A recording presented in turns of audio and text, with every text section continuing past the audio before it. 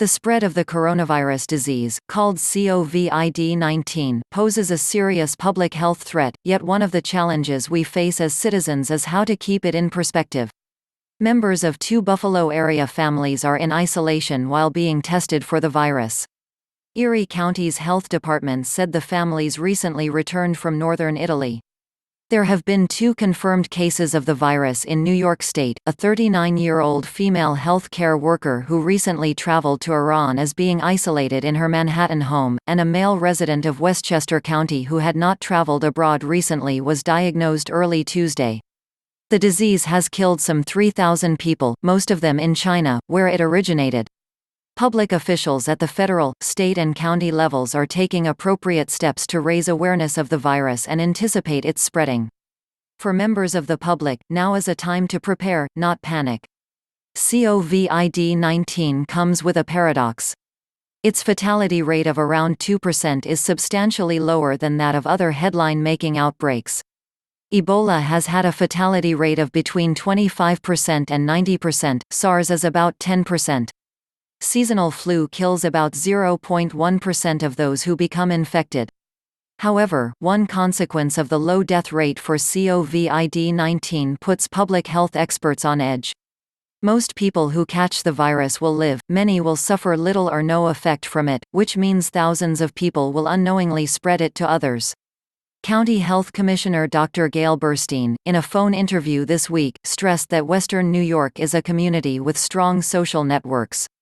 If we stay calm and work together, and be smart about listening to public health recommendations, we will come through this, she said. Burstein advises practicing good hygiene, such as frequent hand washing, and keeping healthy people away from people who are sick. And there is no reason for well people to buy a face mask for protection, Burstein says. The Centers for Disease Control and Prevention does not recommend them, yet panic buying and price gouging are causing a shortage that threatens to leave health workers and sick people with an insufficient supply. Dealing with social distancing, late Monday night, the state legislature passed a resolution allocating $40 million to fight coronavirus. The bill also gives Gov. Andrew M. Cuomo broad new powers during times of emergency, including the right to suspend laws and local ordinances. County, state and federal officials are making plans to deal with the virus, as well as hospitals and other health care providers. Just as important, other institutions in the private sector need to make provisions for social distancing, when people need to be kept away from each other. After an outbreak of COVID-19, individuals will need to be quarantined.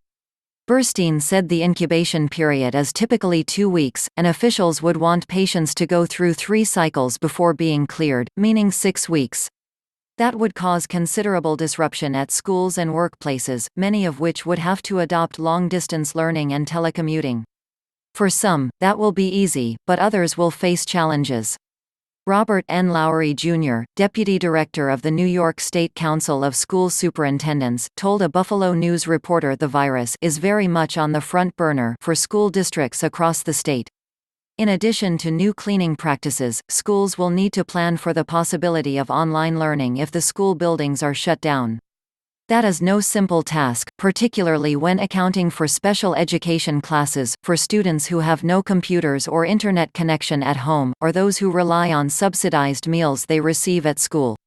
Having schoolchildren at home for an extended period would also wreak havoc with working parents or other caretakers. Many businesses can let employees work from home, but that doesn't work for many blue-collar jobs, hospitality positions or countless other professions. Community services for senior citizens would also be impacted. Burstein pointed out that many seniors depend on community centers for meals and for socializing, which is good for their well-being. There is a lot to plan for, in the face of deadlines that are urgent but still unknown. Beware of misinformation. The threat of a public health crisis gives purveyors of fake facts and other misinformation the chance to mislead others on social media. Burstein says this is one of her greatest frustrations as a public health official. If you heard last month that someone in Erie County came down with COVID-19, that rumor was false. You read on Twitter that the virus was created in a lab in China? Not true. In addition to reading reliable news sources, Burstein recommends checking the websites of the county and state health departments, the Centers for Disease Control and Prevention, and the World Health Organization. "Everything I say today may be out of date tomorrow," Burstein said. These websites have the latest best hygiene practices. Erie County Health Commissioner Dr. Gail Burstein's advice on best practices for avoiding exposure to viruses: wash your hands frequently, with soap and warm water, scrubbing for at least 20 seconds, then dry hands with a towel.